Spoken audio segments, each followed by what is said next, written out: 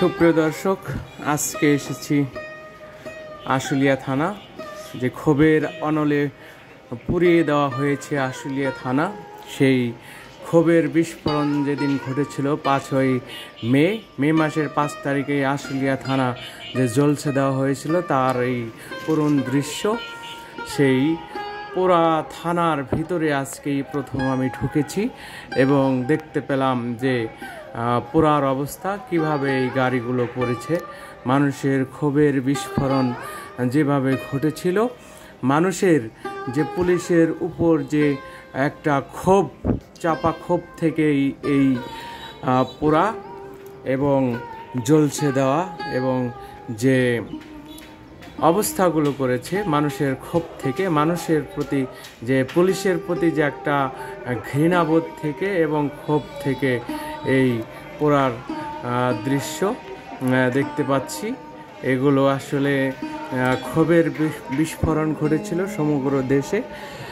স্বৈরাচার সরকারের যে একনায়কতন্ত্র, পুলিশের যে ঘাউরামি, পুলিশের যে একতরফা যে নীতি, সেইখান থেকে সাধারণ মানুষের ভিতরে যে ক্ষোভ জেগেছিল, সেই ক্ষোভের বহিঃপ্রকাশ এই পুরো থানা, আশুলিয়া থানা পুরোটুকুই জ্বলছে দেওয়া এবং এই থানার 1 থেকে 4-5 তলা পর্যন্ত সমস্ত কিছু পুড়িয়ে দেওয়া হয়েছে।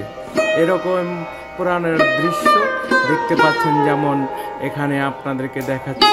থানার কোনো কিছুই অবশিষ্ট নেই, পোড়ার বাকি কিছুই নেই, সমস্ত কিছু পুড়িয়ে দেওয়া হয়েছে।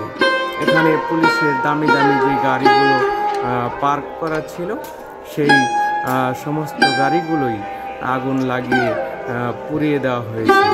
অফিসের সকল দরজা জানলা কাচ যত কিছু ছিল সব কিছু ভেঙে তছনছ করা হয়েছে এবং সেখানে সেই ভাঙা এলোমেলো জিনিসপত্রের ভিতরে আগুন দিয়ে পুড়িয়ে দেওয়া হয়েছে। আপনারা দেখতে পাচ্ছেন, এমন ক্ষোভের বিস্ফোরণ আমাদের দেশে আর কখনো যেন না ঘটুক, এটাই কাম্য। এবং আমরা সবাই চাচ্ছি সুন্দর একটি বাংলাদেশ গড়ে উঠুক এবং সুন্দর সবুজ শ্যামলা সুফলা এবং মিলেমিশে সকলের একটি গ্রহণযোগ্য পুলিশ গঠিত হোক এবং সুন্দর বাংলাদেশের মানুষ সুখে শান্তিতে বাস করুক, এমনটাই আমার চাওয়া। এমনটা যেন না হয় কখনো।